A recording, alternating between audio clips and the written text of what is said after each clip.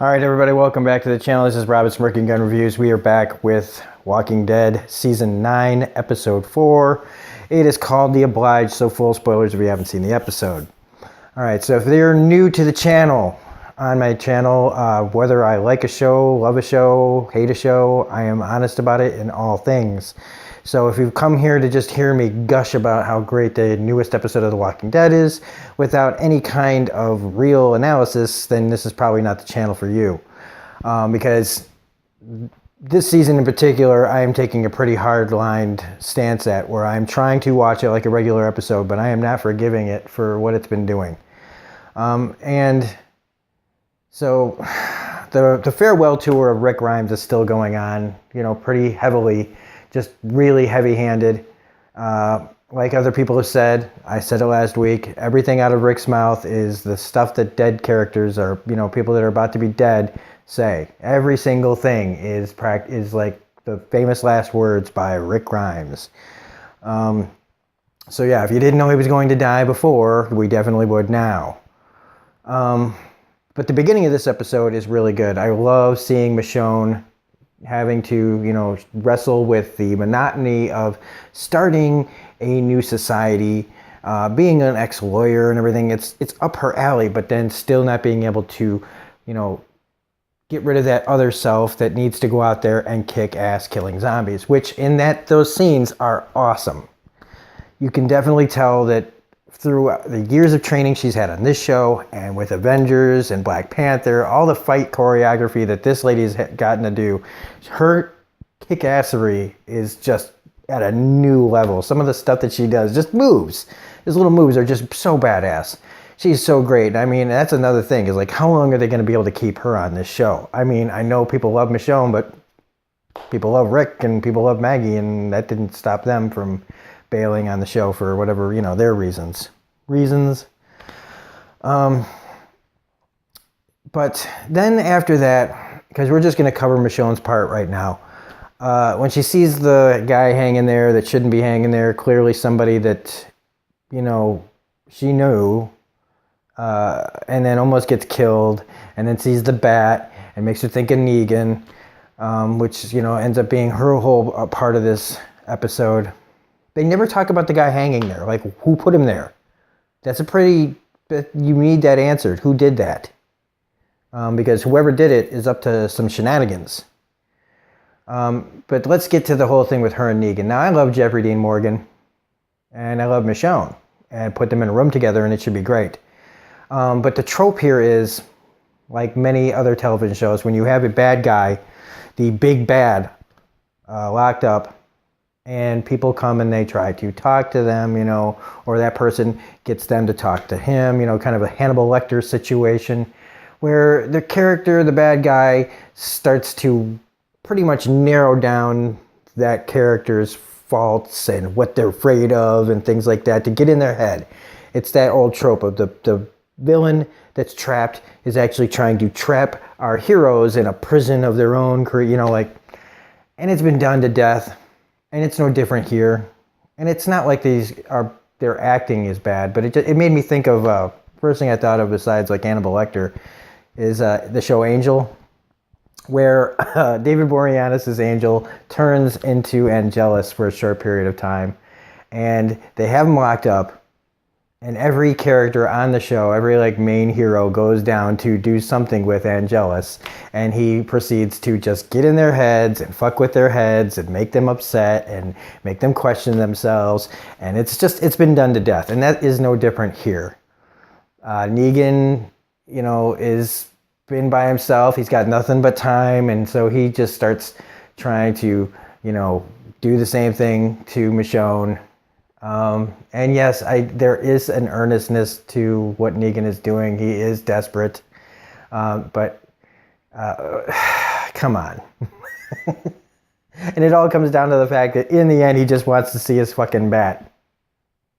And he's really he's really upset about it. And he tries to be nice, and he tries all these little things, and he even tries to push her buttons a little to try to get her to, but it's just manipulation, and she's way smarter than that. And I mean, yeah, she doesn't give in, but it's just still, he does get in her head she does come walking back in there like, what did you mean by that? Why did you, like, come on, don't, that's bad writing. Michonne wouldn't do that, but or shouldn't do that, but they feel like she should.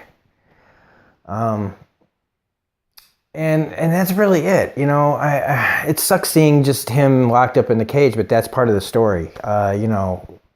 In the comic, and I know people that just watch the show hate hearing it, but spoilers for the comic, he gets out. But not, I don't mean like escaped really. He gets out eventually in the comic and becomes kind of a, I'm not going to say ally, but something along those lines. Here, so we just have to wait that out. But who knows? This show is so far off the frickin' rails as far as the way the book goes that I don't know. Negan could be a fucking alien for all I know. They could turn him into anything. He could turn into a fucking, I don't know. But that's it for that. The rest of it, like Maggie, is headed towards Alexandria to apparently free Negan to kill Negan. And this is where we get her confrontation with Jesus, who I felt, and I don't think I'm alone in this, that at the end of last season, with everything that Jesus has always said as a character about finding another way, not killing people when and everything, that him going along with Maggie's plan that Rick was wrong and Negan should die just seems like complete and utter bull crap. And even he says it in here that he's like, yeah, he should have died, and I'm like, bull crap. That character wouldn't be that way. He's not. He just wouldn't. I mean, that's what they want him to be. They're forcing it. But then they get to, you get a little bit of, well, what if we are wrong now? So a little bit of pullback on that. I don't know if that's from backlash of people going, Jesus wouldn't act that way, and they're taking notice, so they have to backtrack a little bit and like kind of reverse the character's opinion, or what. But Maggie's on her way to free Negan. And honestly, come on, do you really think she's going to go through with it? I mean, I know there's a whole bunch of people that want him dead that watch the show. And that's fine. It's valid. He's a villain. He's a bad guy. He killed Glenn. He killed Abraham. I'm not touting the revenge and the worthwhile revenge that people that watch the show want, but do you really think that's going to happen? Do you really think, I know you want it. You want it real bad, just like how people like me want Rick Grimes to not die real bad. Do you think we're going to get what we want? Probably not. So, I don't think Negan's going nowhere. I don't think Maggie's killing him.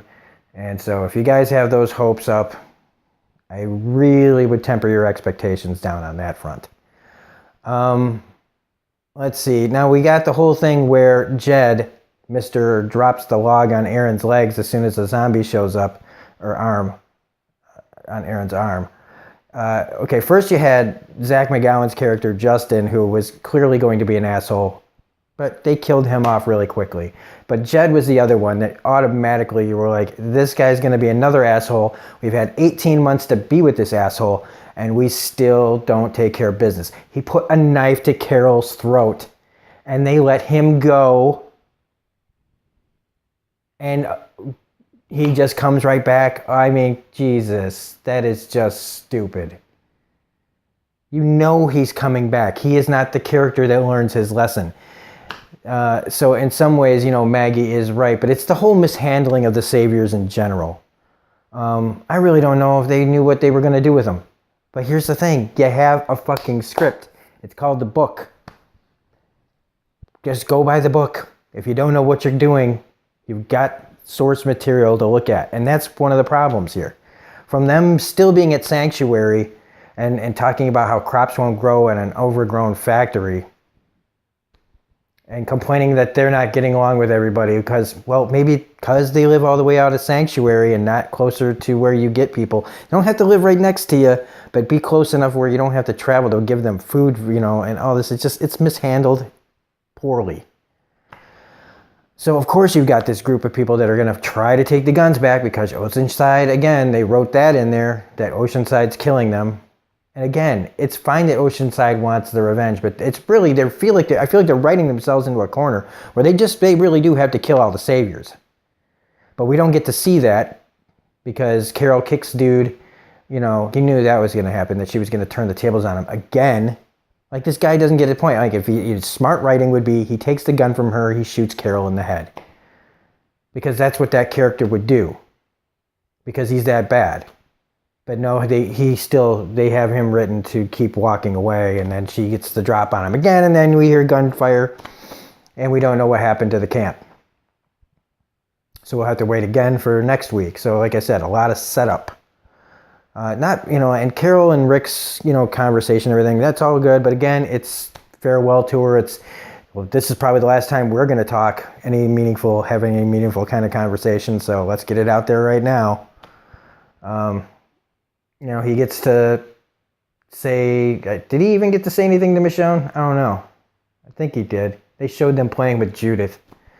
And then, of course, when Rick finds out that Maggie has gone to Alexandria and tries to stop her, that's when Daryl does his little part villain turn in this, temporary, leading Rick away so that he can't warn or stop Maggie from killing Negan. And then they end up in a fucking sinkhole. Is that what that was? So that they can have their little last conversation, this last meaningful conversation. And, I love Daryl. I love Norman Reedus. But, and he doesn't talk much, and that's one of the great things about the characters, his, silent, strong silent type. When he starts talking, have you ever noticed how the look of him does not quite match the voice that's coming out of that mouth? It's just, when he was younger, that voice kind of fit. And he had the shorter hair, like Boondock Saints hair, era time and early of this show. It works, but when he gets a lot of lines in a row where he has to give a pretty long, lengthy back and forth with Rick, his voice just sounds kind of strange. Not bad, just strange. And it is a really good back and forth between him and Rick. It really is.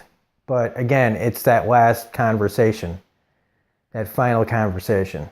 And they give them this tense scene, but they're going to be fine. You've seen enough of the trailers. If you haven't watched the trailers, you're one of those people who completely stayed away from everything, then you don't know what I'm talking about, but you've seen that they're not going to die in that pit. So everything they do in that scene where the walkers are falling down, they're going to be fine. You don't have to be sitting there on pins and needles going, oh, I hope they get out. Oh my God, I hope they get out. I mean, I'm starting to think that maybe I need to stay away from all the, trailers and social media and this stuff because everything just gets ruined now. But yeah, and then Rick and Daryl separate. So say goodbye, pretty much. Any real meaningful conversations, it's a good thing you had them conveniently now. Because then Rick does and accidentally does what they were worried about from the beginning that Eugene was telling him. And real quickly, let's talk about Eugene before we get to that last part. I like that Rick is letting him off the hook, but I also like that Eugene feels that he can't let himself off the hook. And I think a lot of fans don't want to let Eugene off the hook. And I'm pretty sure a lot of fans probably just want him dead. And if he were to die anytime during the rest of this show, sooner rather than later, they wouldn't be bothered by it. I, on the other hand, I don't mind Eugene. I think I like the way he talks. I like the way he thinks. And so I hope he doesn't get killed here anytime soon. He has a lot to do in the show if they use him right. But who knows if they'll use him right or anything right at this point. So then that gets us to the big ending where they were worried about the herds converging. They're totally not near each other. They're working like this. But of course, Rick accidentally leads them together. And then the horse freaks out and knocks Rick off his horse and pins him and gets him, real close, flesh wound, of course, into his side with a piece of copper pipe or copper, whatever it is. One of those things that we always see on construction sites. And so he was supposed to go, oh God, he's dead. The walkers are all coming. But we know that's not it either because we've seen the trailers. So we know that that's not the way he goes. But then they show us the trailer for next week that, some of it's really cool looking, but we all kind of figured when they said that Shane was coming back and partially maybe Herschel, Scott Wilson's character that died, in real life he died. All these people were going to be showing up. And you knew that was probably like in some sort of fever dream that as Rick is dying, he's seeing these things. They did have the really cool image of all the bodies, like from issue 100, the wraparound cover that they had. If you haven't seen it, you can check it out online. I'm sure the images are there. You're really easy. Just look up Walking Dead 100 wraparound cover. And it's a really cool cover, and it's a really cool image. But again, and now them saying it's Rick Grimes' last episode. Oh, yeah. So one last thing we got is Jadis / Anna and Father, I almost called him Gregory. Well, she's going to feed him to a zombie so that she can go off to the helicopter people or whatever. And then he gives his little speech of, you got to do what you got to do, which, look, man, if you were sitting there again wondering if she was going to feed that guy's face to that zombie, I mean, if I wanted him to actually die there, because then I would have said, man, they got some balls here to just feed that guy up, serve him up to the zombie. That would be pretty hardcore. It would be completely in her character. I mean, how many times has she, betrayed the group? But she doesn't. Oh my God. And knocks him out and leaves him with a note saying that she had to take off. Where? Probably to the helicopter, or whatever she needs to do. She couldn't let him die, which is fine. And with all the speculation now going on where it's like, is Rick going to die? Is he not going to die? Here's how he's not going to die. Here's how he is going to die. Scenes over here show he's dead. Scenes over here show he doesn't die. It's just like insanity. So at this point, I just want it to be over. Not the show, but just this whole thing. So that we can move on to the next stupid thing that everybody will be forced to talk about because some asshole with no sources will say the next person that's going to die and everything, and some jerk off on IGN is going to say something stupid, and I don't know. It's just it's too much at this point where the everything surrounding the show is bigger than the goddamn show itself, and it takes away a lot of the joy of watching it. So I don't know if anybody else agrees with me on that. But this was a well-made episode, and there was, a lot of really good acting. Like I said, Negan and Michonne's acting together is really great. Rick and Daryl's scene is really well acted. You just have to, kind of, I don't know. You just have, it's so predictable and so tropey and so cliche that it just bums me out. But that's just me. It's my stupid-ass opinion. I'm just being honest. If you don't agree with me, I'm very sorry. But anyway, that's it for this episode. Next week is the big finale episode of old Rick Grimes, Andrew Lincoln, until he comes back and directs, which is what we all wanted. Isn't that what we all really wanted? So anyway, if you like this video, please hit the like button, comment, share, subscribe, all of that stuff. And as always, this is Rob from Smirking Gun saying we will see you on the next video. Have a great night. Bye.